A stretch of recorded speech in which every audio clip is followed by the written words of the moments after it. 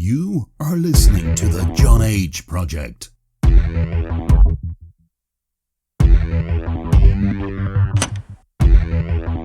Trust no one. Trust no one. Trust no one.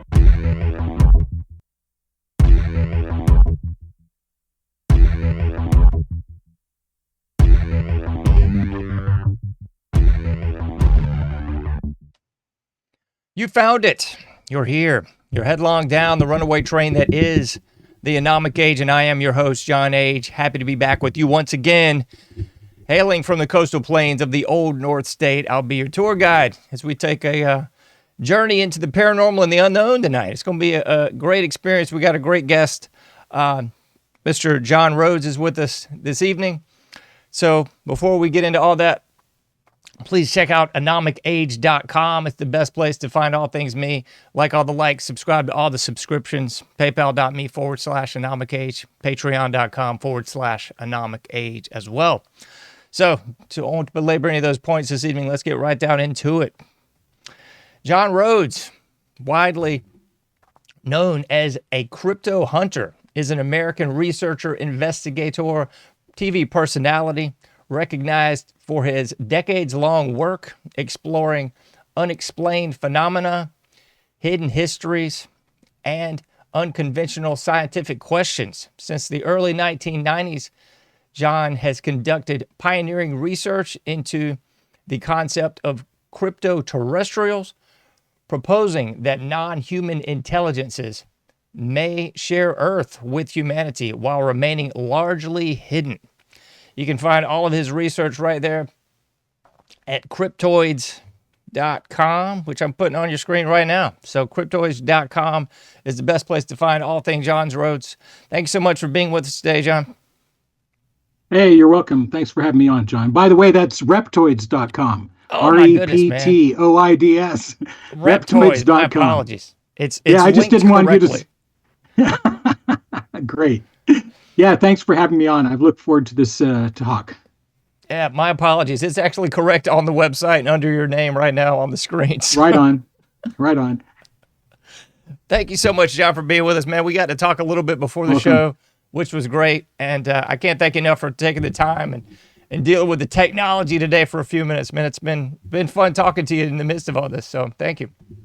Yeah, thank you very much for having me on. And thanks for getting us through that technical problem we were having there. Of course. And the gremlins always come out when I do a show, it seems. It'll be perfect for 8 hours before that, and then that one little minute, it'll all go down. But thank you, man. Yeah, it's all the jinns. It's the jinns, the serpent, the reptilian whirlpool, desert sandstorm whirlpools, that come out and infect technologies. I would not be surprised. Well, thank you so much. And let's just take the easy one here. Tell us a little bit about yourself. I know it's the first time on the show. I'm so happy to have you. And we got to hopefully have it on again. I was trying to do some show prep, and there was so much to talk about. I was trying to narrow it down a little bit. But the easiest question of all, how did you get into this kind of very abnormal, paranormal world from just a normal guy, so to speak, quote unquote, normal guy? Well, like everybody else, I was just out there one day and I had nothing better to do. No good movies were playing. I just thought, well, where could I go to meet some interesting people? I didn't want to go to a meditation group. I was a little too lively for that. And I heard that there was a UFO group, that people were talking about anomalous sightings. I was in Vegas at the time. So, of course, sightings and Vegas kind of go together because of all the work up there north of the range on the test site and everything.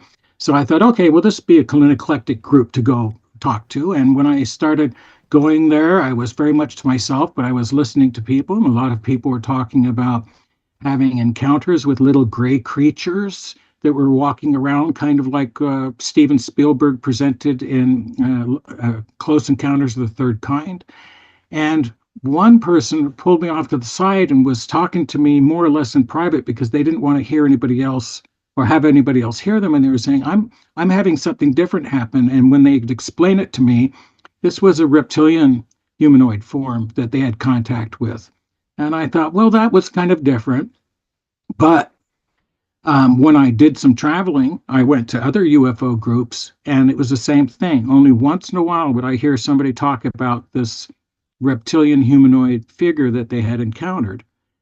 And then when I realized is through my series of questions I asked them, there was information regarding their events that were simultaneously duplicate, but these people had no contact between each other.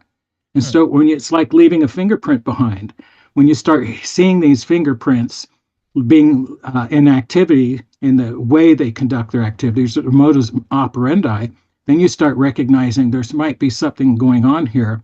And I started looking deeper and deeper into it. But once I started saying, well, wait a minute, there's a cultural thing going on here, but because these people might be just entertaining demons in their own mind, perhaps, I started looking into the cultural aspects of it. And that's when I started saying, wait a minute, it says here, even in the Bible, that there, in the Garden of Eden, there was everything was good, but then there was the serpent, and the serpent spoke to Adam and Eve, which was totally unusual.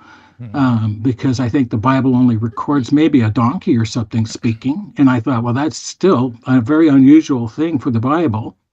And then when I looked into the older text from which the Bible was derived, the older Jewish texts, I looked in like the Haggadah, and in the Haggadah, they also speak about the serpent having arms and legs of a man, and that it stood upright, and actually at one point even chased Adam through the garden. And so it had arms and legs of a man.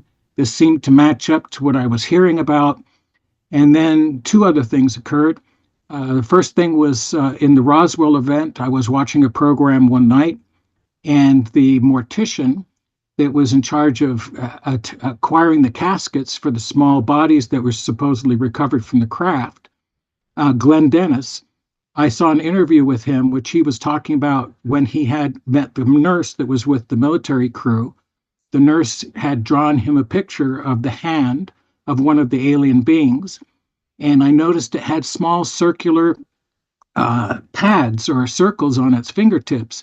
And I thought, that's unusual. That's kind of like an arboreal or a tree lizard would have. They have these small circular pads on their fingertips, which actually have small microscopic barbs on them that can hold on to irregular surfaces we normally perceive as smooth. So that's how they're able to climb up the roofs and everything up like there were walls, seemingly small, smooth walls. And then I said, well, this seems to have maybe an earthborn attribute to it. If we have arboreal lizards with these little fingerprint pads, and we're hearing this from somebody talking about something that's alien, maybe we're listening to something that's not so much alien, but that's something from here. And then I noticed also that there seemed to be at the time, Dale Russell, who was a very famous paleontologist, talking about dinosaurs. He was on TV all the time. He had at one point done a thought experiment for the Canadian Museum of Nature up in Canada with his associate Ron Seguin, and they came up with a humanoid form that had reptilian characteristics to it, and said if the Troodon dinosaur from 65 million years ago had been allowed to survive, it would have had eventually retained this upright form and looked more humanoid over time. Now, this was based on science. This is based on paleontological work. And it said that I looked at the attributes that Troodon, also known as Stenonychosaurus inequalis, what it had is it was tall, it was upright on two legs, it had an opposable thumb. It was one of the first dinosaurs to actually have an opposable thumb. Wow. And it had its eyes over time were morphologically changing with evolution and going from the side of the head more towards the front of the head. And this allowed them cross-sectional viewing, which allowed for more depth perception, better hunting, better depth perception. And then also it had one of the largest brain cases amongst the dinosaurs. And this means that its brain had the capacity perhaps to be more intelligent, and that this was the actual evolutionary trend that the dinosaurs were going into. Most dinosaurs were bipedal. They were not quadrupeds. The early dinosaurs were on 4 legs, but most of the later dinosaurs were on 2 legs. So you start seeing where science starts agreeing with what we have from ancient history, although the lines are blurred because we haven't found any bones, which just, as you probably know, of the dinosaurs we find bones, there were millions and millions and millions of them. So to even find the skeletal remains of a dinosaur is so rare. So when people say, how can you not find the bones of these things? Well, if they took up refuge inside the earth, which is the nature of a reptile, instead of on the surface, there would probably be evidence, but we're not going to see it. The weathering of time and everything does away, and it just makes everything on the surface disappear over time. So putting those things together, I thought, well, this is a very interesting pursuit to undertake, because it involved looking back through ancient history and cultures and how they looked at the reptilian life form. I had to look at the human psychology, at the root of the reptilian brain, how that could influence our thinking and our emotions to come up with these images from a deep sleep state or anything like that, in order to analyze whether people were having things happen to them that were physical or truly just that which was born in their head. And when I started seeing there were both, it made it that much more compelling, because I couldn't ignore the fact that the reptilian part of this discussion regarding alien beings had been very much suppressed in the media. But the media, in the meantime, since the early 1990s, when I got involved in this, has been putting out more and more reptilian imagery, and like the movie V, or the television series V, for example. Enemy Mine is another television movie with Dennis Quaid. Talks about a reptilian being and a human being sharing the same cultural basis of beliefs and how they get along for their own survival.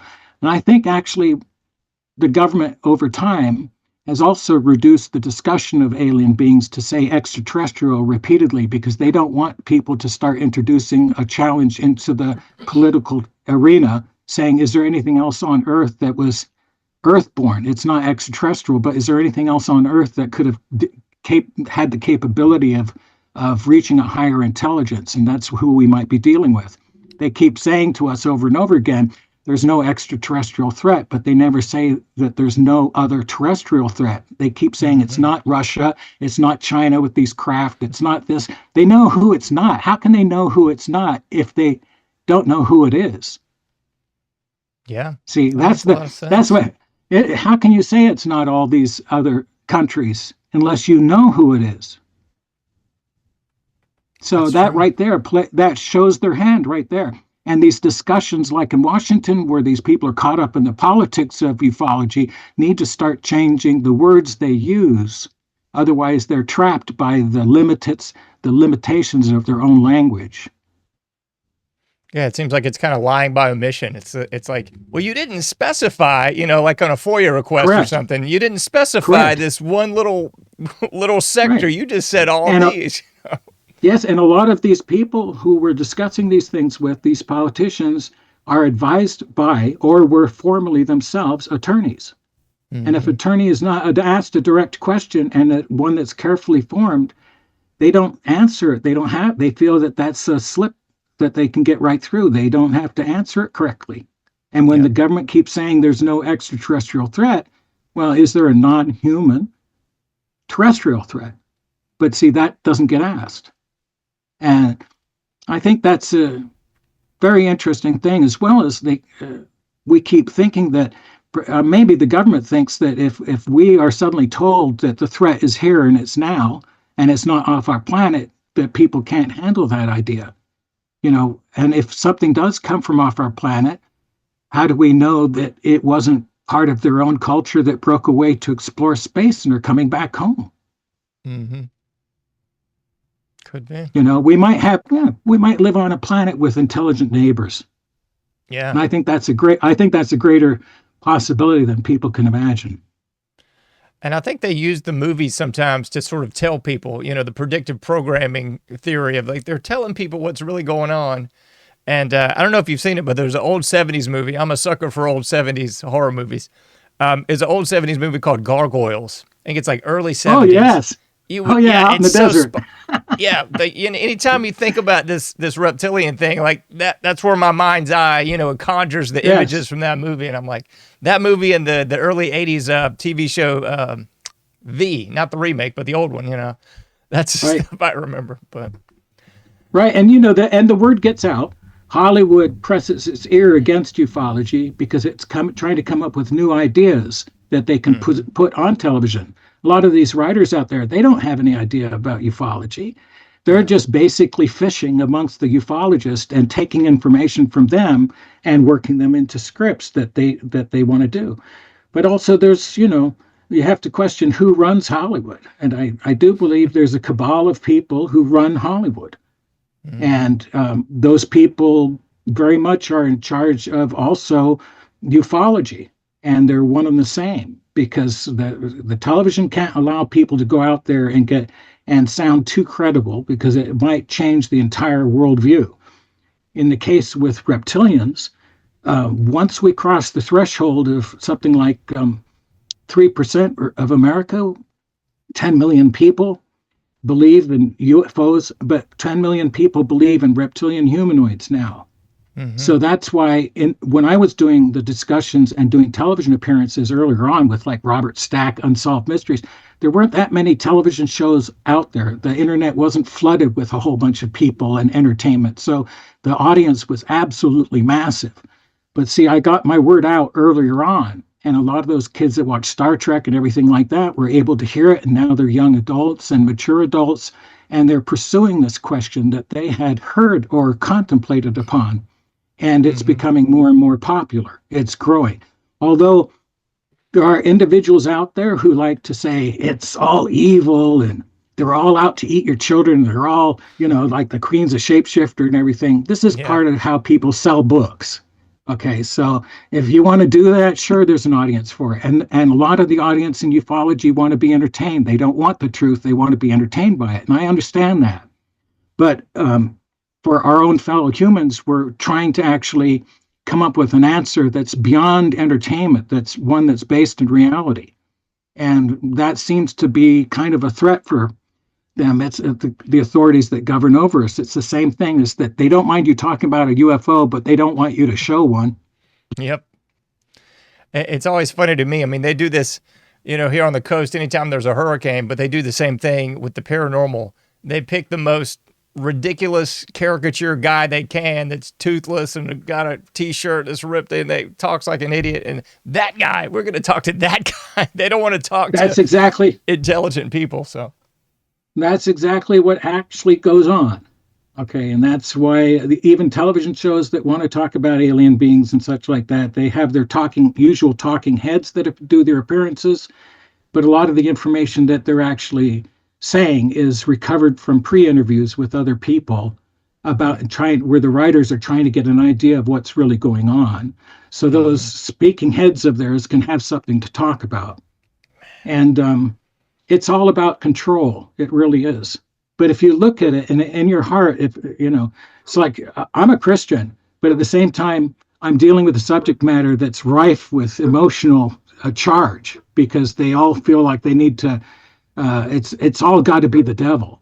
Okay. And see, from my perspective, it's not a matter of if it's the devil or not. It's a matter of following scripture, for example, where they say that, it is your enemy, but the basic lesson in the book of the Bible says you're supposed to forgive your enemy. So when you have contact with your enemy, finally, are you supposed to make peace with them? Because this shows that we've evolved in some way over time. Or do we just carry forth anger that's perpetrated through religion and authority? And I say that we should all speak for ourselves. If something comes in front of you, it may be lying to you, but at the same time, you can't just say because it has scales like a lizard, it's automatically lying to you. Okay, so even if it's part of the emanation of your own reptilian brain that we inherited from our ancient ancestry, because remember, before there were mammals, there were just the reptiles. And so therefore the mammals are a root off ancient reptile. That's why we have a reptilian part of our brain that controls the autonomic um, uh, uh, processes of your body, your respiration, your hunger, all those things that run automatically, your breathing. You don't have to think about that because that's part of your reptilian brain. But also, the reptilian brain may carry forth information and imagery that we can't quite understand, and it wants to express itself to you in a situation, and we see it as something external to ourselves when actually it's not external, it's internal.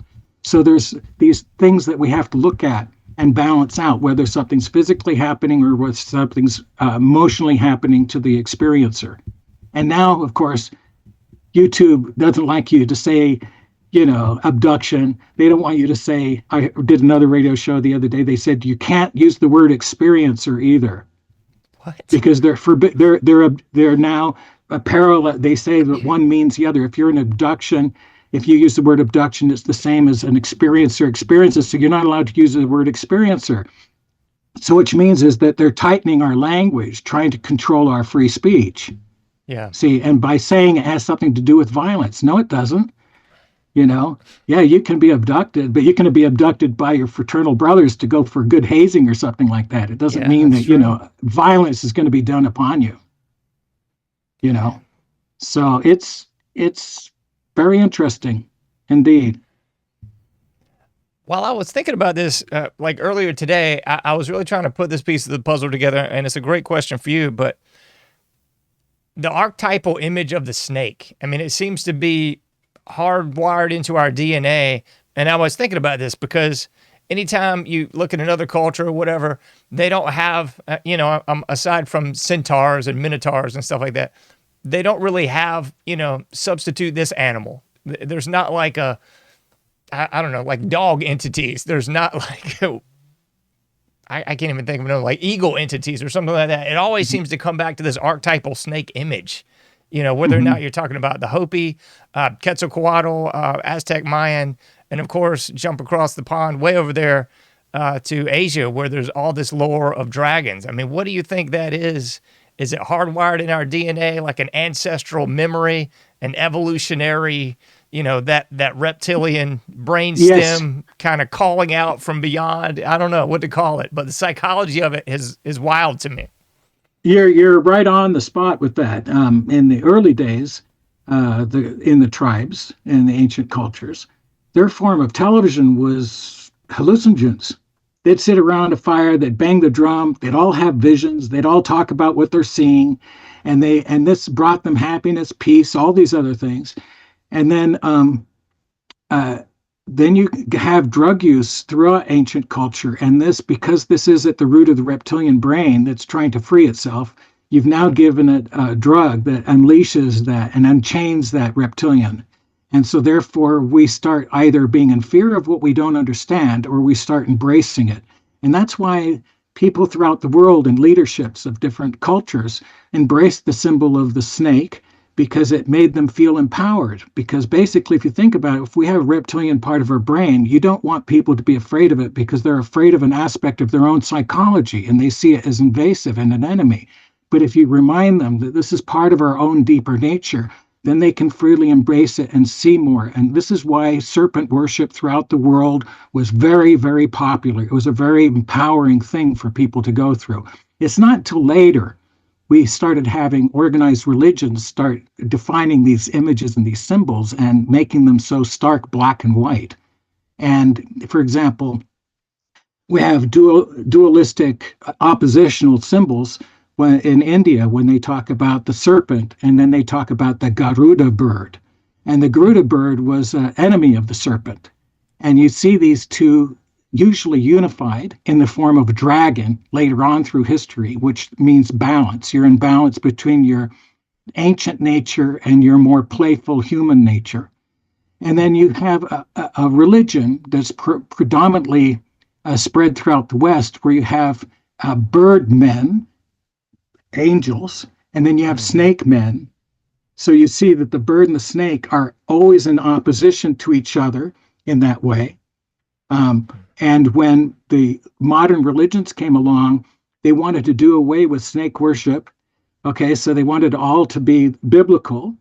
And so that's why they said St. Patrick went to Ireland to rid them of snakes. It wasn't that Ireland has a lot of snakes, they don't, but they did have serpent worship. And so that's why when they blended the ancient literatures together to form the Bible, they also made sure that they characterized it in such a way that shows that it can be the deceiver, but at the same time, if you look deeper underneath the nature of things, you recognize that it's us. It's a reflection of our own selves. And so those ancient cultures around the world, they saw that. They embraced, the leadership embraced it without telling everybody. They made everybody else afraid of it. See, so you disempower the general population while you empower yourself by looking at this imagery in a different perspective. Now, people say, nowadays, a lot of people go, well, look, they must have been with the reptilians because they have shields and they have all these snakes all over everything. That's a very simplified way of looking at it. And I guess you could look at it that way if it makes you feel comfortable. But that's not the way that real history has reflected this subject matter. That's weird. The whole time you're talking about the balance there, I don't know what else to say about it. I was thinking of Quetzalcoatl, which is the plumed serpent god that's half feathered, Quetzal bird and half snake. I wonder if that's some sort of balance, because as the lore says, he was more of a benevolent deity, juxtaposed to a lot of the other warlike and strife deities in Mexico. Some people believe that that's actually the influence of perhaps the ancient Templars in some of their sea voyages, coming from the east and traveling west. And when they ended up coming from the west to the shores of Mexico, for example, they were arriving in ships that may have been Phoenician or Viking-built ships, and those ships generally had dragon sails. They also had the bows made of wood, made of dragons. The people on board may have been wearing chainmail, which from a distance looks like snake scales that were impenetrable. So they see all this reptilian symbolism arrive on their shores. And then they, of course, reflected peace with the Quetzal bird. And so you have this feather and the serpent joining. And did the ancient Templars actually set upon ground in these ancient cultures and give them information? And this is cultural transference. We're told it never happened. But then again, there was a German scientist in the 1980s, I think it was, that had analyzed hair samples from mummies in Egypt and found that 8 out of 10 of them had processed marijuana and cocaine in their bloodstreams, not just as pollution on the hair, but in the hair shaft itself, which means they were using cocaine and marijuana. This was met very aggressively by the rest of the scientists. And despite her findings, they tried to drive her findings underground. And she even said that you could only get processed cocaine from Peru. Exactly. So there must have been some ancient trade route that existed long beforehand that we're not being told about. And I think this is actually the fact. I think some of the pyramid information itself may have been transferred over to Mexico, to a more rudimentary culture that tried to understand it and duplicate it. And that's why there are similarities. That's pretty wild. I don't know if this was on our things to talk about, but I know the Grand Canyon has been a hotbed for a long time, going back to what you said, something about unsolved mysteries. I love unsolved mysteries when I was younger. And I remember one of those episodes was about, going down the Colorado River and, the Grand Canyon. And there's so much that I don't think the average person even knows about the Grand Canyon. I've seen all kinds of stuff, to today's time. I can't say if it was real or not real. I wasn't there, but a lot is supposedly hidden in the Grand Canyon. And like all these big archaeological sites, they happen to be UNESCO World Heritage Sites, which basically means we don't even own them. And you can't go down there. I've heard you can't go down there. You can't put drones out over there. All this. And I'm going, what's the big hubbub if it's just a big hole in the ground? Why would they be so worried about the average guy going down there and going, hey, what's going on? What's in this hole? Right. Well, interestingly enough, I was the first person to introduce the story of the Grand Canyon back in the 1990s. I was doing lectures on it, and I was showing people the articles and everything. This is like 1993.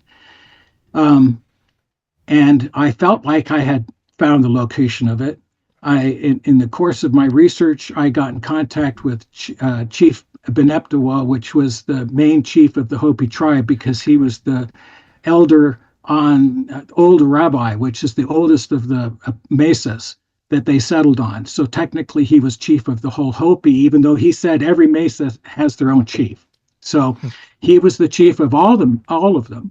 And I got to know him quite well over a decade and constantly visited him and talked to him and everything. And he acknowledged that their elder serpent brothers and their Sipapu, which they called it, was in the Grand Canyon. And I found other evidence to pinpoint where it was, but I never told the public about it because I was heavily respectable of their sacred sites, and I didn't want a whole bunch of people to start looking at this on the internet or on television and come down and start trespassing, trying to go out and find this location. But he said that in earlier times, when there were great cataclysms, there were people in the tribes that were made contact with, it sounded like a spiritual contact, but he said that they heard whispers telling them to gather together to prepare to go underground again, which they did, and they were led underground by what they call the ant people. And if you think about the ant people, this fits their imagery of what an ant would look like compared to like a small gray alien. And that they were taken underground and that they were provided food and sustenance for a great period of time until the earth went through its revolutions and was safe to go back up again. And then they came back up through the Sipapu opening in the Grand Canyon by being that they called the Spider Woman. And that when they got to the top, a star led them in their travels across the mesas, and the star, wherever the star stopped, they started planting part of their own tribes. And this is why their tribes were dotted around that area. Mm-hmm. And these serpent brothers are the ones that Chief Beneptawa told me that come down to watch them. And at one time I was sitting with a colleague a friend of mine, and we were sitting on this torn up Naugahyde couch in Stanley's house. And he was blind, so he had no lights. There was no running water. And we saw behind him, he had a window that was one of those old windows with multiple wood frames in it. And we could see his silhouette talking to us. And behind him, we saw a light drop down in the distance, and then it split into two. And then a strobe light seemed to be strobing between the two back like this. And we realized that was something spinning behind him. And we said, "We're seeing something behind you right now. What is that?" And he goes, "Oh, they're just curious as to who you are." Wow. So they don't get frightened by things like that. See, they just see them as part of nature, and this is just who they are. And we have to look at these ancient cultures and recognize that some of them are heavily influenced just by the imagery, by their own psychology, by the drugs, and also perhaps by something physical actually coming down. And this is how they've managed to hide in the shadows for so long. That's interesting. That's so wild. Mm-hmm. This, again, is kind of off the menu probably, but one thing that always has intrigued me as well is kind of the evolution of aliens, for lack of a better phrase here, because if you look at sort of, popular culture history of aliens, I know it went way before that, but if you look at like 1947 and like, the Roswell, Bill and Betty Hill and all that jazz, all the way back to like biblical accounts. And, there seems to be a heck of a transformation. And I think most people are kind of more familiar with that communion cover, Whitley Strieber, they're all grays. But if you look back like 60 years, they had the Nordic ones. We've seen encounters of the reptilians, obviously, the praying mantis sort of people. I mean, there seems to be this broad spectrum where a lot of people are just thinking, oh, it's these little gray guys. That's all it is. These little short gray people. It's so weird. Even the Native American culture, like the Kachina dolls. I mean, they have their own rich oral history of this too. So, I mean, it's a wide world out there, it seems. Very interesting. It's there's a fellow colloquium meeting, which is a meeting of minds with professors and at a certain university. So we had Los Alamos Labs had a colloquium meeting in 1988 in which they discussed extraterrestrial life. and the possibilities of there being extraterrestrial life. The names they brought up in there are two names, very important: Dale Russell, okay, and Frank Drake. Now, Frank Drake came up with the equation of, hey, it's impossible. Look, they'd have to travel light years away. They're so far away that the chances of meeting them are hardly there. But the one thing they both agreed upon was that the convergence of intelligence amongst animal species is more of a normal trend than people can possibly imagine. Okay, this is Frank Drake and Dale Russell trying to say that to have so many animals on a planet that have no intelligence is counter to what evolution has shown. Evolution has favored intelligence. So like favoring, limbs, and we have to have them to move around with and how to operate with. The physical form of all our creatures tends towards intelligence. And I think it may be that somebody operating that's very ancient, even more ancient than the reptilians was perhaps taking animal life forms and endowing them with intelligence and allowing a small group of them to become super intelligence. So that's why you do have these different life forms that seem to have gained intelligence. And it might be that not only did the reptiles and mammals reach intelligence, there may have been other things like insects that they have a measured intelligence, but we don't know how to communicate or watch them closely enough to recognize that intelligence. But the more we're finding out in nature is the more time goes by, the more we can recognize how we can communicate and how we can recognize intelligence in animals. So the idea of having an intelligent animal just doesn't fit. Also, we have to look at like the dinosaurs, for example. We're told that, before the dinosaurs, there were the reptiles. Well, the dinosaurs must have been somewhat warm-blooded, because we're seeing here that, 65 million years ago, if they had died out during a devastation when the meteor or asteroid impact on the Earth occurred, then some of them actually managed to survive, and we now know them as birds. So they've morphologically changed a lot. They've changed from having scales to feathers. And scales and feathers are relatable scientifically, okay, because the cells on a human body are microscopic scales. And feathers and skin have a common ancestry to them. So we're seeing that these things are actually all connected, but we're just not aware of it yet. And that when you're looking at creatures that have a trend and have common roots, that's when we start recognizing that we may be talking about terrestrial things more so than off-planet. And there's this other thing about chirality, which is it's how sugars and amino acids work in a body, and it's a matter of left-handed chirality or right-handed chirality, and these get very technical, but they're saying that most of the animals here on Earth, all of the animals here, are right-handed with their amino acids and their sugars, where on another planet, that may not be the case. Although you may have a reptilian life form on another planet, it may not be compatible to even being in our ecosystem, because it couldn't metabolize any of the food that we have, because its system's completely different. So there may actually be creatures like that who cannot come here. We've had in the Sahara Desert images that look like beings in suits, like spacesuits. So we can imagine that maybe they're coming from an environment that's not technically ours.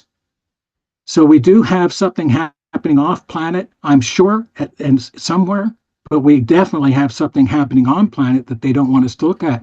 Remember, before Roswell and before the sightings in 1947, most of modern literature, fantasy literature, talked not about extraterrestrials, but about other creatures living on Earth with us. Now, all of a sudden, when we saw these craft, the government swept in and changed the entire conversation to off-planet. And I think this was a big trick. I think this was a big lie.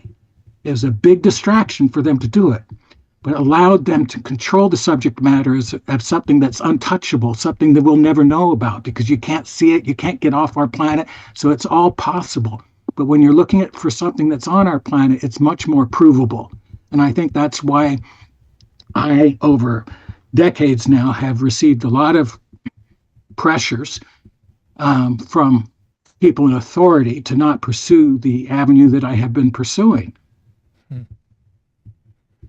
That's very interesting. It seems funny because they perceive to be all too happy to have people say, "Oh, it's from Planet Pop-Tart, it's a Zeta Reticula, it's all this, that, and the other."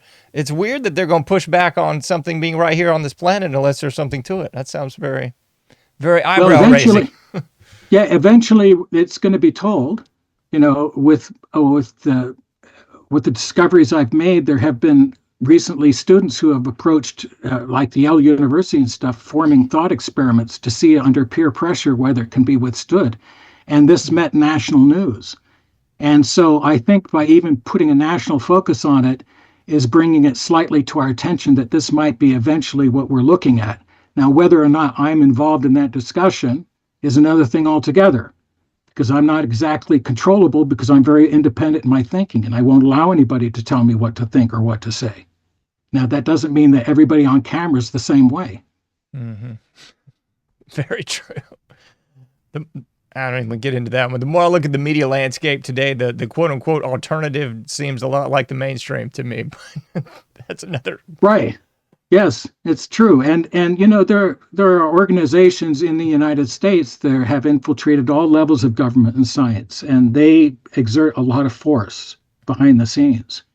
And it's not the government that's doing it. These are organizations that are international, and they're all in agreement. That's why, personally, I believe that everything happening on our planet now has been orchestrated.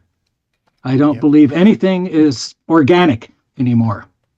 I mean, from what I've discovered about history and everything, they perceive it to be organic, and discoveries and discussions made amongst men who aren't being controlled, who are freedom thinkers and stuff. And it's actually just the opposite. These early ideas are being planted. I think so too, man. I could not agree more on that one. I think that's exactly what's going on. Mm-hmm. To the perception of reality. By the way, go ahead. Sorry. I was going to say, by the way, the serpent image actually created a peaceful international cultures. When contact between cultures first took place, they may have not seen each other as the same, but when they saw that each of them, like the Viking ships or the Phoenician ships, had dragon sails and serpent motifs, and you got to this Central America, and they've already felt that way, there's a kinship that's actually felt. They felt that even though we're different, we have the same God, so we can be more tolerant towards each other. And what they did later on is they devised all these different symbols of different gods and put us into conflict. So we were purposefully put into conflict as separate nations and cultures with the promise of one day we're all going to come together again.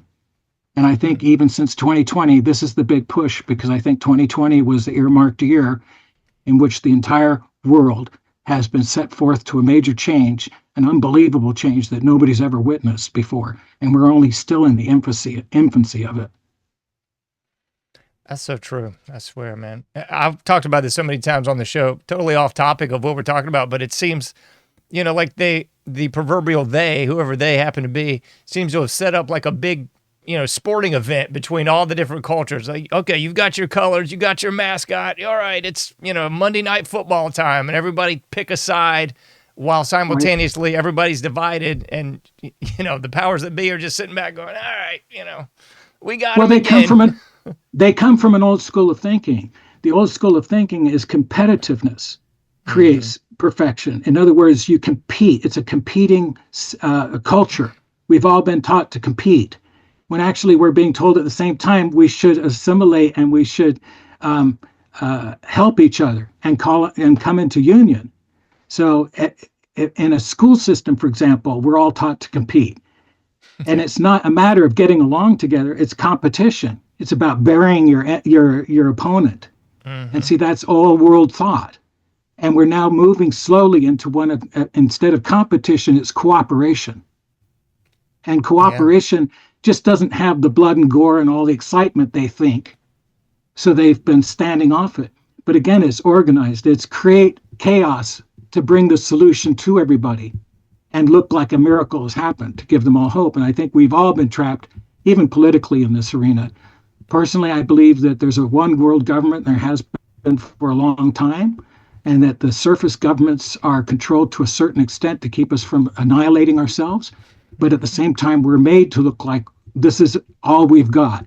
And I don't believe that to be true for a single moment. I really do not.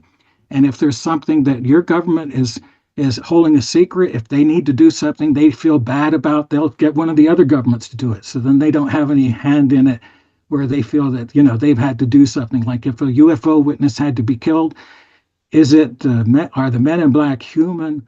Are they from an underground culture?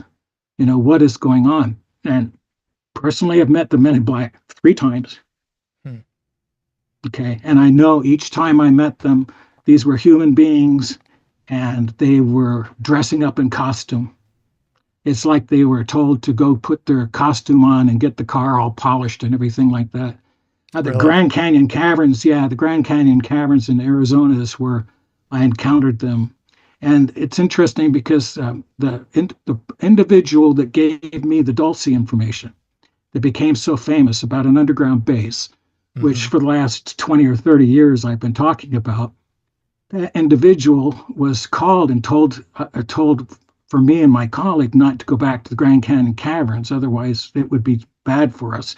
We went anyway, laughing, thinking that this person was just jacking us, because they were thinking, oh, let's give them some excitement. We'll just tell them they got a threat or something coming in, But when we get out there to the middle of the desert where we had pulled off before, there were 2 men standing there against their black car. And my colleague refused to get out of the vehicle to talk to them. I got out, and only one of them came forward. The other just remained leaning against the vehicle. And they were ever so helpful. They immediately started talking about what we had been saying in the car previous to arriving there. So in other words, they emphasized that we can hear everything and know everything. So this was part of the intimidation upon first contact with them, right? And they were not forcefully aggressive. They didn't say we're going to kill you or anything like that. What they did say is if you and your colleague go out there, there's a lot of mines you could fall down and you could get hurt and never seen again. And to which I answered, thank you very much for your concern, but I think we'll be fine.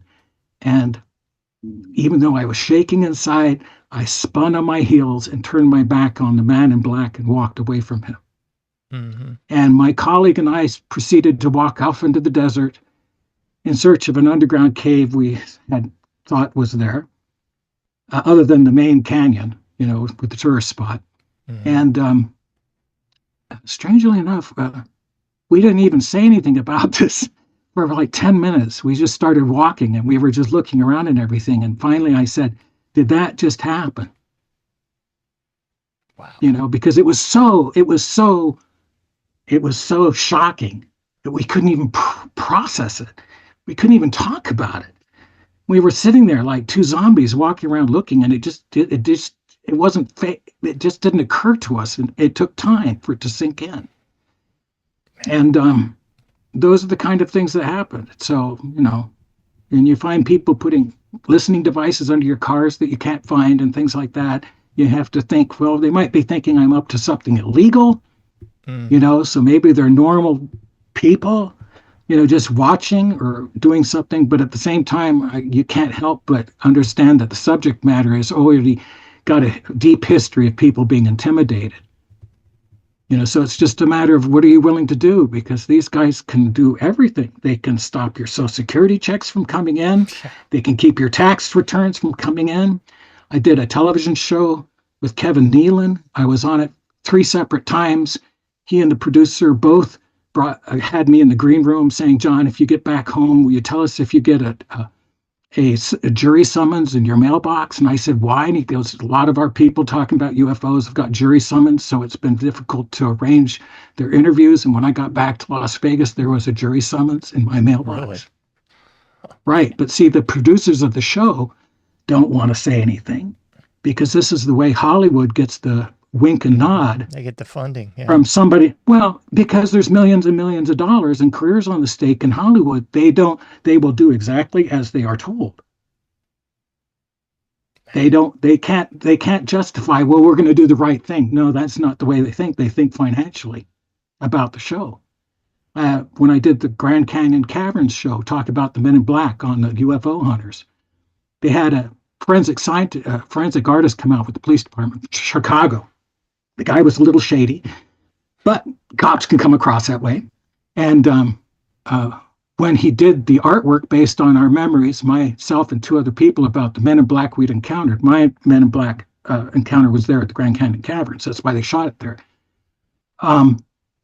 Afterwards, I get a phone call from the studio, from the production staff, and they're saying, John, did you happen to walk away with the photograph, the artwork? And I said, no. Why? And they said, because when we got back to the studios here in Los Angeles, yours was the only image missing.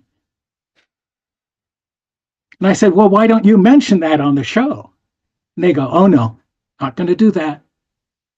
See, in other words, they were drawn into it, but they were too afraid to say something unusual happened here, because out of all the artwork we had secured based on these descriptions, his did not make it back, and nobody knows where it is. See, that underscores what they're actually talking about, but they're frightened because they recognize a bigger power that could pull the plug on their television show or the network executives and get pressure. They don't want to go there, so they just don't bring that forward. And I think that if it happens to me, it must be happening to other people too. Absolutely. Mm-hmm. I mean, that kind of goes back to what we were talking about before, and even a little bit off the air, like how much of our reality is just orchestrated. How much of this is just costume? Like the Men in Black, you said it looked like it was right out of a flipping X-Files video or something. They had their black car, they had the starched suits and the hats and the sunglasses. I mean, even I got to wonder how much of all of the quote unquote lore in paranormal land is just, even the John Keel stuff. I mean, that's kind of like the first Men in Black, thing that comes up on my radar. I'm like, okay, was that legit? Or was that somebody that just was playing a role to try to intimidate what was going on, in West Virginia? Dan Aykroyd. Dan Aykroyd's a friend of mine. I knew him as his brother. I knew his brother more than him. But when he did his television show called Out There in New York City, myself and John Mack were there being interviewed on the same day. It wasn't only until a week or two after our interviews that the show was canceled. So he never got the show aired. So John and a friend of mine was helping in the production to select guests to appear on the show. And I think the guest lineup was far too much for studio executives to handle. And I think Dan was trying to bring this out, and they shut Dan down. Really? Yes. Man. Yep.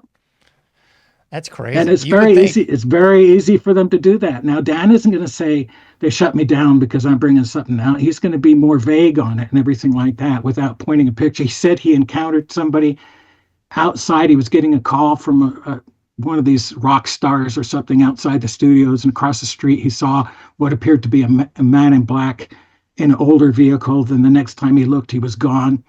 Okay, but seeing that I had actual men in black encounters, and now I'm doing a television show in New York with John Mack, they were bringing scientists and they were bringing people with great credibility to be interviewed for that show. And I think that lineup, that particular lineup, was what killed the show. Wow. What time frame are we talking with this, if you don't mind me asking? Well, like 80s, 90s? I'd have to get back. I've been doing this for 30 years. I'm trying to think of when that occurred. Had to be in the 2000s. I know that. Oh, okay.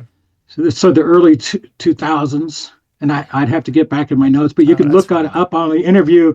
Anybody that asks Dan Aykroyd can ask him about, John Mack going there and what happened. What was it that caused the show to collapse or shut down, and what happened to the episodes, and does he still have license to the episodes or not?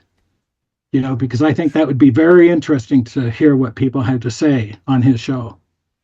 It's so wild because I know the listeners and the average person's going, oh, it's, this guy's got so much cachet in Hollywood. How could they just pull the plug on him? And I think that's kind of that blind spot a lot of people have, that the people that we think are these quote unquote big wigs, if you will, they can get their shows pulled just like you and I could. Yeah, absolutely. It's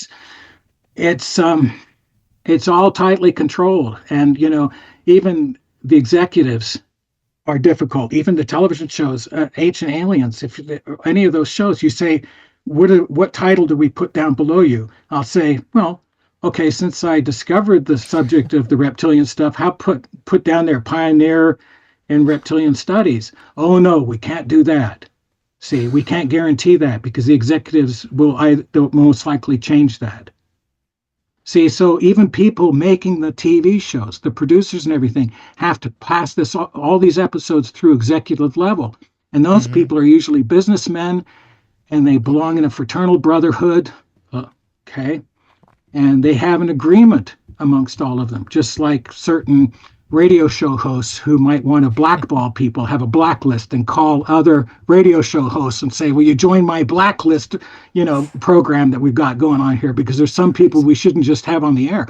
And there's been TV, radio show hosts, very popular ones even today, that are part of that problem. They're either on the receiving end of it or they're on the chaos end of it. But then you got egos involved too. So it's very hard to tell what the heck is going on. Yeah. I mean, I had another guest on. I don't know if they want me to mention, but whatever. I'll just give you the story. She was saying, she got approached by these different shows, kind of like the ones you're talking about. And they didn't want her to do the interview. They didn't want her up there on camera. They were like, could you give this guy all your data and information? And, they were taking clips that she had done off camera and applied it to that's a very popular thing for them to do. Okay, when you see the TV shows that are usually only owned by one company in Hollywood, but they have 2 or 3 different alien shows going on, and they're taking pre-interviewed discussion topics and points and saying, thank you very much, we're not using you. They do that a lot. That's why during pre-interviews, I would suggest that nobody gives them the absolute fruit of their knowledge, but just teases them with it, saying, I know more, but I'm not going to discuss it in a pre-interview because I've seen too many of my points literally taken. And I'm to that point as well myself, where I'm very selective on who I do interviews with anymore, because after 30 years, I don't need more TV time. I've done hundreds of television shows. If you look for me on Facebook, you won't find me hardly. Okay, because I've been shadow banned. So the people with real credibility get shadow banned. And so they're not even coming up on search lists. And I express this to you. I do television shows like Ancient Aliens, Unsolved Mysteries. I do a bunch of them. The topic matter I speak intelligently on it. But after an appearance like that, I might get 3 or 4 people only new at a Facebook page. Out of a nation of 339 million viewers. Okay. So, it feels a little bit like Sisyphus pushing a rock uphill. Yeah. A person pounding their head on the wall, but, a lot of people give up, but I've been doing this for so long, I'm not going to give up. I'm now one of the old timers. So people look back at me. I look at conferences and I don't see any of the people that I used to talk with at conferences. They've all disappeared almost. And there's a lot of instant personalities showing up, with their own podcasts and stuff. There's interviewers that interview people, but their main goal is to turn themselves into celebrities. So they turn from interviewer into the celebrities, into the talkers. We're the speakers now. Okay, so when people see that there's an audience there and they're hungry for attention, that's what you're dealing with in today's world. I don't need the attention anymore. What I'd like to do is get enough evidence out there to promote people into thinking logically and scientifically and bringing the subjects down to earth a little bit and recognizing that a lot of this fluff is just fluff. Absolutely is. I see the same thing all over social media. It's like, where'd this person come from? They got this random person no one's ever heard of that's got 10 million followers. They're getting 1,000 hits a minute or whatever it is. I'm like, right. And that's fine. For the authorities, they think that's great. Yeah. Because it's just people spinning their wheels. And that's what covert ops and all that stuff is all about. And these guys that run covert ops in the United States, for probably Section D of the FBI or somebody like that. The agencies tend to hire out to third parties, criminals, and people like that to do the work because they don't need to get their hands dirty. I've actually had somebody in a federal position take me by the shoulder once when I was having difficulty getting copies of paperwork, federal paperwork. And this person who was in charge of the entire division comes out. He sees me, puts his hand on my shoulder, says, "Let me walk you out."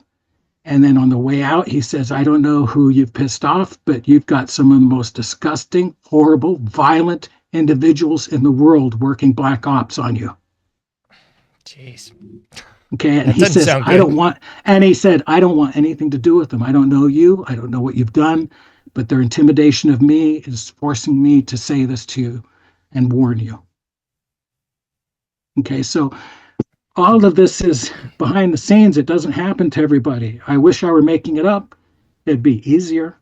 It'd be less stressful, but I just kind of keep going on where I've launched off from and just keep moving forward and don't stop. I keep going back to that touchstone that you mentioned earlier. Like, what if all this stuff is not extraterrestrial, but intra? Like there's a lot of, hoopla now. It's the underwater UFOs, the UAPs, and, we already know there's a litany of bases under the ground. So, right. Well, that's been my main focus since the early 1990s, is focusing on underground bases like Dulce and revealing the fact that we may be talking about something terrestrial. And like I said, remember, before the 1947 sightings, almost everybody was looking at unknown life forms or monsters in our own planet. And all of a sudden, that entire perspective shifted off planet. That's wild. And when it did that, it distracted us into the wrong location. Yeah, we know that there's a chance that they might be coming out, but if there's more of a chance of finding evidence on our own planet, shouldn't that be where we're looking? Yeah. Even if you had extraterrestrials here, how many generations of them have to be born here instead of taking day trips back and forth to set up shop? Or how many generations have to be born here before they say, "Well, I'm not human, but I am terrestrial"? And that's part of the conversation that I think that the governments are trying to keep us from engaging in. And I mean, I go back to the obvious here. Sometimes just our limited field of vision, people automatically think, we're the alpha everything on the planet. We've got it all figured out, all this stupid hubris that I think most humans have. But I mean, they forget we have a very limited light spectrum. Other animals on this planet can see a whole spectrum we can't even see. I mean, we're not even getting into the portals and the, cloaking mechanisms that allegedly exists for our own technology. I got to believe these interterrestrials, if you will, probably got some a little bit better than that. Yes, and there's also people that say, "I've seen somebody shapeshift in front of me," and I think that's really part of their own inner psychology, like an eidetic memory, like a child would have, where it sees things come alive, but they're not, like a panorama, like a one of those children's toy sets, in which they have a diorama, in which they have people, stores, cars, and everything on a board. And I think an eidetic memory for the child would make those people come alive in his mind. And actually, through the visual system, the child doesn't see it as something that's not happening. They actually see it overlay their visual system. And this is eidetic memory. And so I think some people who meet people who are hiding a lot of their own personality and being deceptive or intentionally, or could be potentially very evil or mean, people themselves sense this, and they start seeing this reptilian side come out through their eidetic memory, overlaying the person's physical image. And it's their own subconscious brain saying, "Be careful of this individual." Doesn't necessarily mean they're reptilian humanoid. That's true. And you got, I mean, like we already talked about, the Native American culture with their rich oral tradition, talking about shapeshifters and talking about portals and all these things that I think, a lot of academics went, "Oh, they're just old. They don't know what they're talking about." I'm like, come on. But the thing is, once you start talking about shapeshifting, you've actually diluted and hurt ufology. Because anybody out there can say, "Oh, Well, he's a shapeshifter. I don't like that's them. true. They're shapeshifters. Look at that vertical pupil. I happened to work in a television station once. And I'll tell you what, as a producer director, and I'll tell you what, if the lights are not set properly, and you have one set to the left and right of the camera, the blast from the light reflective on a curved surface of an eyeball tend to squeeze in the pupil, and you're only seeing the round pupil is being now distorted by the overlay of the bright lights. Now the round blackness looks vertical. See? And a lot of people are saying, well, that person shapeshifted right in front of you. You could tell they're reptilian. Well, it hasn't got to do with that. We had to be aware of that in television industries to set up the lights correctly so that doesn't happen. But you can see where people have taken that. Mm-hmm. So that actually does a lot of this. It breaks the credibility of ufology by pointing in that direction when people know there are rational, technical reasons for that happening. But the loud voice gets the biggest attention. It's like in the press. The headlines get the attention. The retractions get one sentence on page 11. That's true. You know, headlines always speak louder than the truth. Well, you already covered so much of this with the Dulce work, and we hardly even got into that. But what's your take? Right. I know it's made a lot of press lately. All the elites are going underground. They're all going underground to these bases and you know, X, Y, and Z. I don't know. You know, I know there's a lot of Cold War era bases. I remember I used to date a girl whose father would talk about, yeah, worked at Fort Ritchie, Maryland, or whatever. It was a big secret base. Fort Ritchie, yes. Vietnam era, I think, but you know, there's so much more than those old Cold War bases that are under there, and I don't think you got more info on that than me, so I'll defer to you on that. Well, you know, it was interesting. A number of years ago, one of the first reports that I thought was absolutely fascinating was the fact that newspaper down in Miami, I think it may have been the Miami Herald Tribune.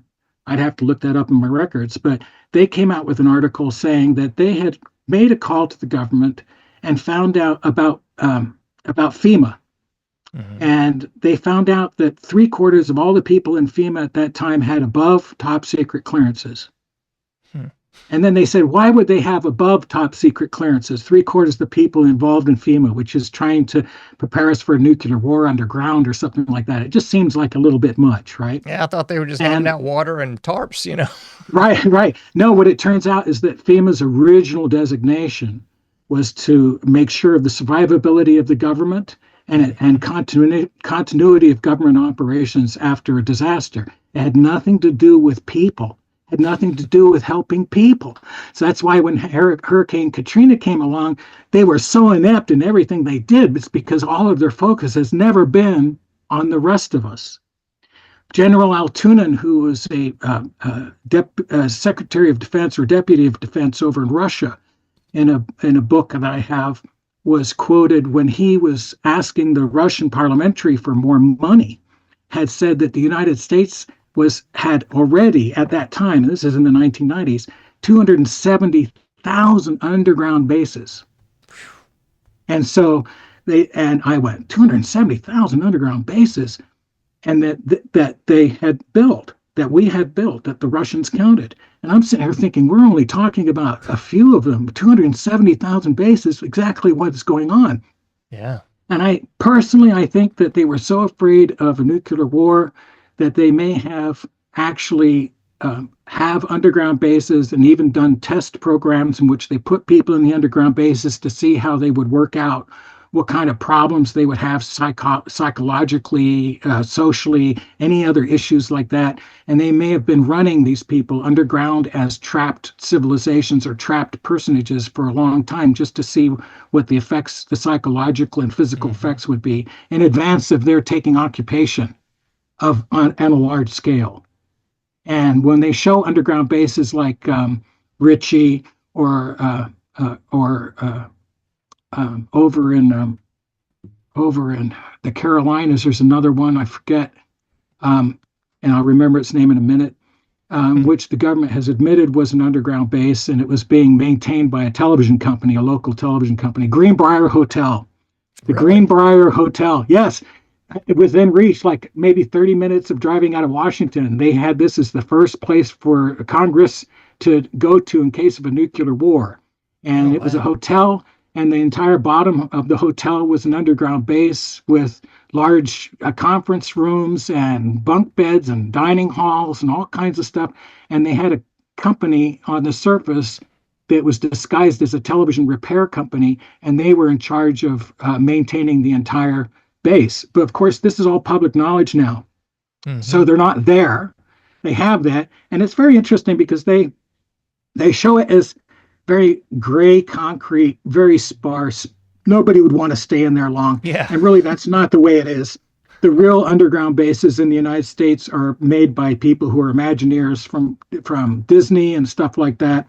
If you've ever Jeez. been to like Las Vegas to the Caesar's Palace, they have a mall in there, and it's like Hmm. a Roman roadway, and they have the clouds on the ceiling, and they have the shops to the left and the right. This is more actually of what we have. Wow. This is what we have. And you have to think, if people are going to go underground, who are they going to get to do the dishes and make the beds? Yeah, they got to have It's gonna be their a general. It's their not going to be a plebs, so general. to speak. Right. It's not going to be a general. So who's that going to be? And are they allowed to bring their family? Jeez. See, so all of this has to be worked out in advance of some sort of a major disaster. And that's what they have been doing. Dulce is a different thing altogether. It looks like, Dulce. I get interviewed for years, decades about Dulce.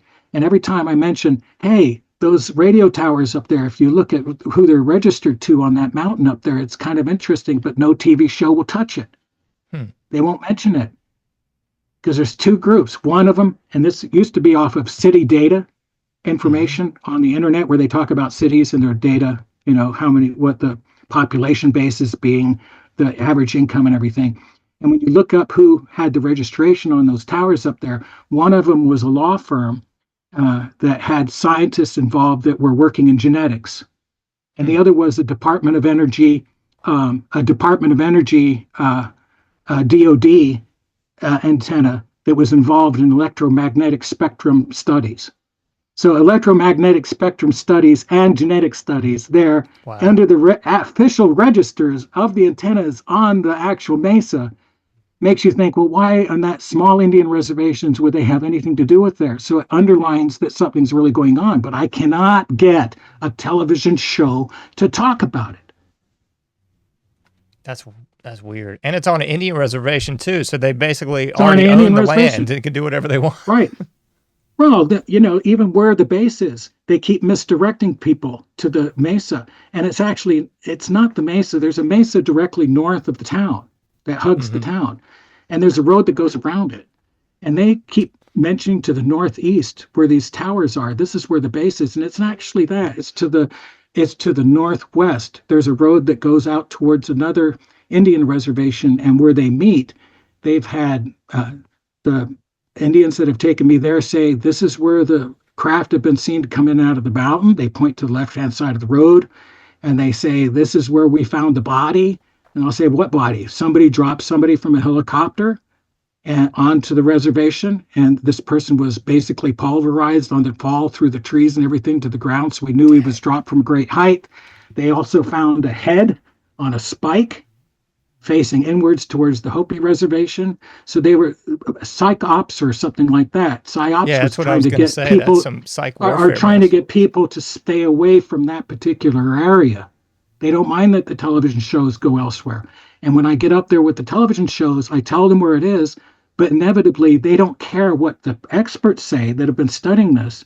They keep pointing towards the antennas and redirecting everybody out there saying, well, this is where the base is. I did a TV show once where they had to tell me on camera to stop laughing. Okay, this is Jesse Ventura's show. Okay, Jesse's great. Okay, so we get out there. I show them in advance in the map where this base is. They take me out to an area that I have never been to before, and they're all like walking around going, well, the base is over here, and it's all over here. And I'm thinking, what a crock this is. And I start smiling because I'm thinking, this is just terrible, right? Mm-hmm. So the producers on the show, they're in charge of shooter, are cut. John, don't smile so much. No, I'm trying not to laugh because this whole thing was a farce, okay? And then finally Jesse pipes up and goes, "Is this a scripted show or is this reality TV? Don't tell him what to do." Mm-hmm. Okay, he got really mad. So he had integrity, but the production people didn't. Man. Right. So it's hard to get the truth out when the networks and the executives have other things in mind. Because before most of these interviews and shows, they have in their mind what's really going on. Even though you've been studying it for 20, 30 years, they don't want to hear what you have to say. They want to hear what you have to say that they can use because they have it in their own mind what's going on. Yeah, they got to fit the narrative. Right, their own narrative. And the script writers on the shows, they're not researchers, they're not experts. But they feel that they have the power to be in control of the subject matter. Yeah, it's very interesting. You thought you were going to hear about UFOs today, and now you're hearing about how behind the scenes are on. Could you scoot over a little bit? You're about to get off frame there. Oh, there you go. I think my camera moved, actually. There we go. That's perfect. There you go. Yeah, there's a site sort of south of Durham. I thought you were talking about that one. I've never investigated it. It's called the Big Hole of Chatham County. Okay. It's some kind of, I think it was allegedly like a phone company site, but it's a big cordoned off, the gates, the whole 9 yards. You can't get near it. And I'm like, very strange to be, Big hole. Yeah. I haven't ever gone there. There's another big hole out in Australia near Pine Gap. Really? They say this hole pre-existed before Pine Gap was set up by the CIA in Central Australia. This hole was actually extremely deep, and it was perfectly circular. And what they ended up doing is they ended up dropping antenna wires down there and using ultra low frequencies in order to let the rock of the geology of the United States itself be a conduit for the signals to reach the oceans and to communicate with submarines. Because very low frequencies transfer through rock very easily. Mm-hmm. And this is how they were establishing worldwide global contact with their subs. I don't know if I'm getting into classified stuff at this point, but that's kind of where you hear these deep hole things. Then you have to understand that may be connected with that kind of a research. Yeah, I don't think this was an actual hole. I think it was just like a secret site that is sort of like in the middle of North Carolina. But I heard about... they have them. Go ahead. Yeah, they have them. They have them all over the place. And they say to local officials, if you play along, you'll get a seat there with your family if something goes wrong. Those are empty promises that will never be fulfilled, by the way. Okay, that's how they manipulate people. They manipulate people even that work on their behalf with empty promises. Yeah, the internet's saying this used to be an AT&T facility that just happens to still be gated off with like guard posts. And there are many of those across the United States. So they need to keep their infrastructure working in case some nuclear war happened and everything. So every so often they need to plant underground bases along conduit lines and everything so they can have a place of operations that they can work out of in case something happens to that section. And the same thing with the vacuum tube shuttle trains. I personally believe that's going on right now, and it has for many years. In 1970s, they had 71, 72, they had the Los Angeles Times ran an article that it was an interview with the Rand Corporation's lead scientist that said at that time they had capabilities of putting maglev trains underground that would make it from coast to coast in less than 30 minutes. This was 1970 with technology at the time. So if you could imagine a military that thinking we got to get underground in case the Soviets tried to nuke us, and we need to survive, that's the optimum transportation system to set up for transporting weapons, for nukes, for transporting personnel, for transporting personnel out of the bases in case a base gets overrun. All of that stuff is real. It's real. It's technology that's very old. And Elon Musk is dancing around it, probably because he holds licenses that nobody else does, and he gets permissions that nobody else does. because I've even on my X account, I've challenged Musk saying, "Hey, Mr. Musk, I asked two AIs, not just one, two AIs, how much pollution each one of your satellites going up creates." And it says something like 53,000 cars worth of pollution in a year goes up with each shot. And I go, okay, 53,000 cars pollution every year. Why doesn't he just take one of these maglev trains, slope it slowly up a mountain, and eject it like a bullet? Yeah. And where it's traveling 15,000 miles an hour, and it'll reach escape velocity very easily, and there won't be any big exhaust plumes with all that stuff. See, so this is where we should be headed, but that's not where we are now. That's kind of what I thought all along. I think it was probably 90s old as well, where people were talking about this hum sound. It was like the hum in the upper Midwest, and there was another hum in the the Southwest. Taos hum, right? Yeah, and I was thinking, well, they're digging something somewhere. You just can't see what they're digging. It's low frequencies. It's usually large equipment, generators such for the city or for the county or for military bases. And like I said, those low frequencies carry through the ground, the geology, very easily.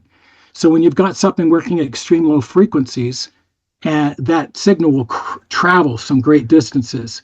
And the rock, even the foundations of your own home, act like a conduit for that to be introduced into your own structure. But then also we know that the Russians are using microwaves as microwave weapons against people that make them sick. And, because they're trying to hurt people. So we have all these technologies going on. Some of them might be our own government doing it. I've seen some of our generals, Air Force general once was quoted as saying, before we use this technology on our enemies, we should be using it on the American people first to see if it works. Now, this is him. This is him saying it. Okay, he thought it was more ethical to test our own people with the weaponry than to submit foreign aggressors to it. And before we've only hurt our own people. Sounds like a great idea. Right. So a lot of this could be our own technologies at work too, just to see how people would react. It's like some of the cattle mutilations that occur near a missile silo or something. They're trying to see how our missile silo personnel are going to react, just like the missile silo sightings in Montana in the 1970s. It doesn't necessarily mean they're extraterrestrials. It could be our own guys who have our own craft back engineered.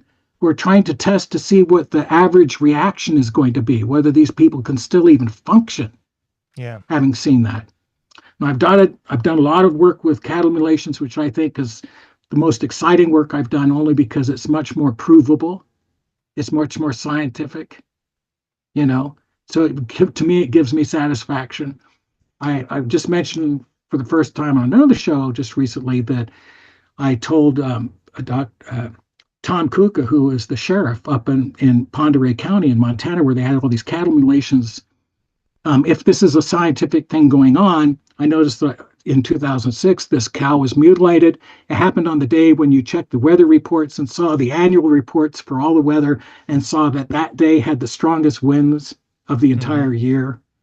And then I said, if they're testing any kind of contamination, they'll test it on that day, and then they'll test further and further out in a V formation where the wind spreads like this. And you'll find other cattle mutilations going on within that same triangle of spread.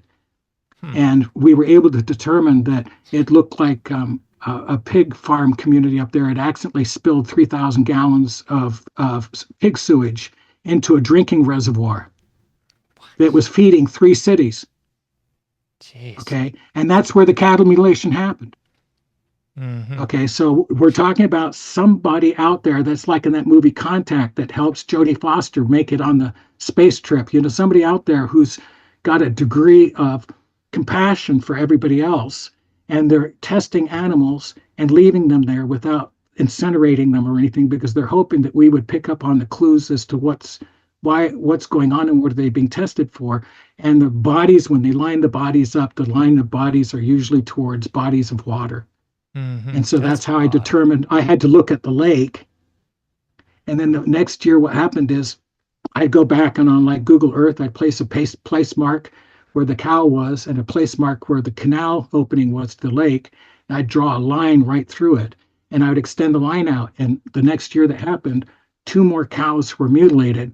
One was dropped exactly on that line that I had drawn out the year previous. Mm-hmm. Right on that line. And when I went there with the sheriff, I said, is there a missile silo around here or something? And I looked up. Sure enough, there was a missile silo, and from where I could see the calf. So I went back to Google Earth and I drew a line from where the calf was through the missile silo, and it landed right on the water tower of the pig farm. That's wild. Right. So somebody was trying to direct my attention to water supply, Mm-hmm. not the nuke site. Because where the cow was found, Google Earth also has where you can go back in history and look at the satellite images.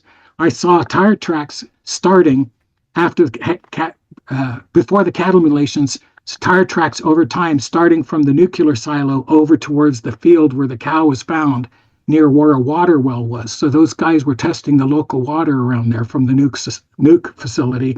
The sheriff would not contact Malmstrom Air Force Base. He was a little intimidated as to the whole thing. Because I said if this cow was dropped here, they'd have cameras on that fence line around the nuke facility, and they would have cameras showing what happened. Let's see if we can get those cameras. And at that point, cooperation was stifled because I think there was a level of intimidation he felt going on. Okay, this might be a government operation going on, and I'm a high official in the state and everything. I just can't get involved at that level. Yeah, they should have some cameras. Anything near any kind of base, especially a nuke base, they got all kinds of surveillance. Oh, they have cameras 5 miles from that base. So I have all kinds of cameras. And Tom called me the following year and said, John, he says, he's laughing. I said, what is it, Tom? And he goes, well, I just can't imagine this, but, technically I have to think of you as a suspect. I said, why? And he goes, because you told me exactly a year to the day, and that's exactly what happened. And I can't get past that without thinking in some way you've got to be connected. Jeez. Yeah. You're just drawing the correlation there. It's a correlative factor right there. It's natural.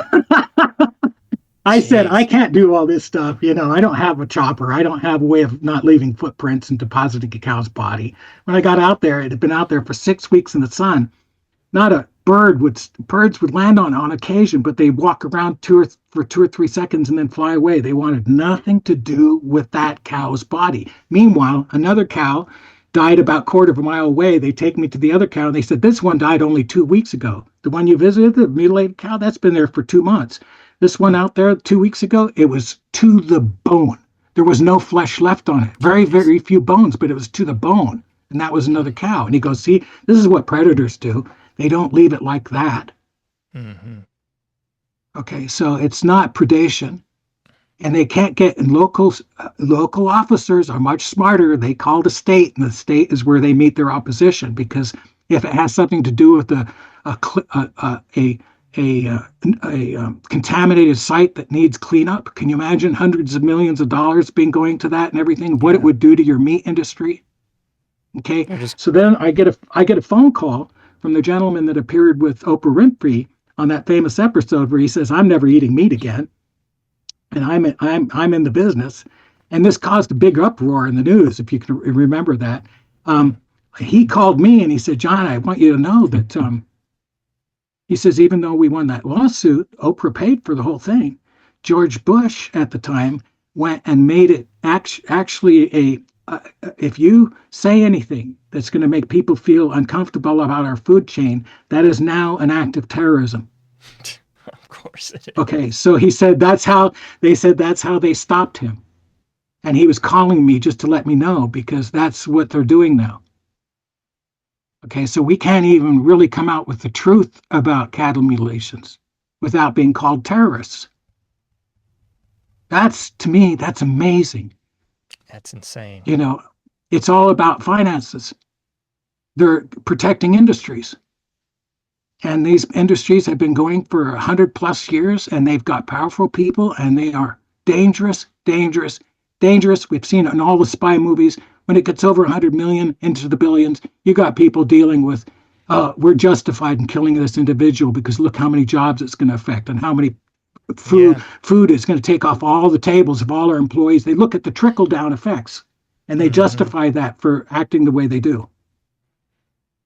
Yeah, you'll have a Michael Hastings car accident or a Gary Webb assisted suicide with 3 bullets in your head or Gary, whatever.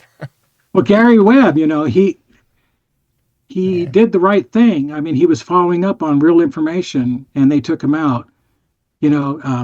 Barry Seal, they say was involved in that down in Central America on behalf of the CIA and everything. The movie American Made was about that with Tom Cruise, and they killed him supposedly.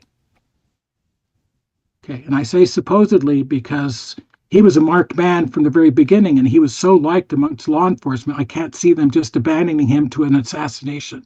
Yeah. I think the whole thing was a con job to like give him another life. And I'm pretty sure Barry's out there right now. I wouldn't be surprised. I mean, I keep coming back to the point we've been talking about here. It seems like so much of our current reality is a big psyop one way or the other, whether it's, men in black getting the costume out of the costume shop or, people that are dead that are not dead. Or I think you're right. I've had people say they've talked to me on a telephone and I've never talked to them. So they just like now they have duplication where you can duplicate your own voice. Oh yeah. For internet stuff. The government had that a long time ago. So they're actually infiltrating and cutting into communications and acting as if they're you to stop and block opportunities from happening or to ruin them or give you a bad name. All of that is tech that's out there now. Because as we know, you can't believe what you see or hear anymore. That's for sure. John, man, I hate to end our interview, but I feel like I've gone way over your time. I think we're an hour 31 right now. So, wow. Okay. I better let you go so you have some more room on the net for everybody else. Yeah. Well, we got to do this again, man. I don't think we hardly even scratched the surface. My goodness. We could go in all kinds of directions from this. Goodness. Yeah. This was eclectic. This was great. I love, speaking about the panoramic view of ufology. Absolutely. Of course, focusing on reptilians and men in black and underground bases and cattle mutilations. Man, there's so much more we could get into. I feel like we got to get into the cattle people some more. That's just wild. That's very interesting research. It really is. And at this point, I helped other law enforcement officials. They've seen me on television stuff, so I do help them, but I keep it very on the down low because if it has anything that's going to affect the economy of anywhere, I need to take that into consideration. Yeah. I'm not out there to destroy local economies or anything like that. So I've served a purpose by giving these guys ideas of where to look for potential contaminations and everything based on what I can see. And I feel like in some way, the job that was a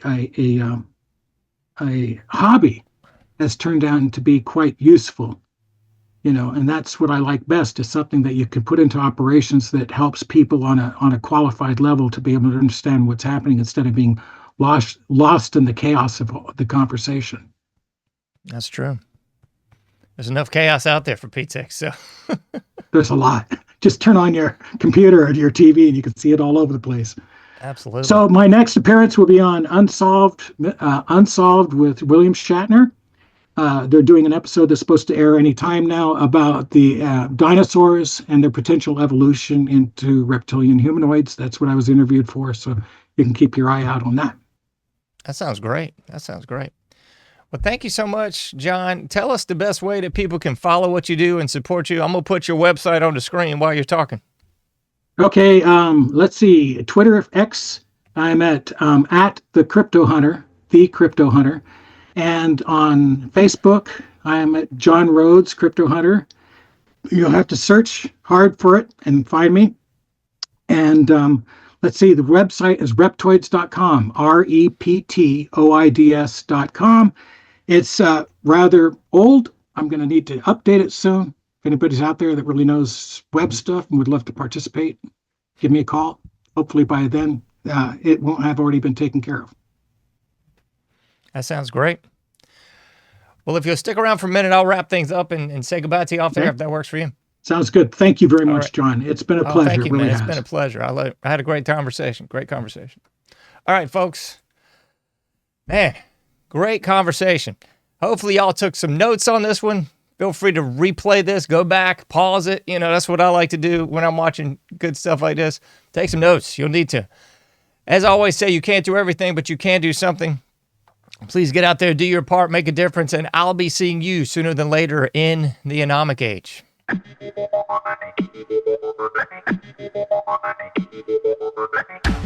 Thank you for listening to The Anomic Age, a John Age project. For past shows, further info, and to comment, go to anomicage.com. That's ANOMICAGE.com. Till next time, thank you for listening to The Anomic Age.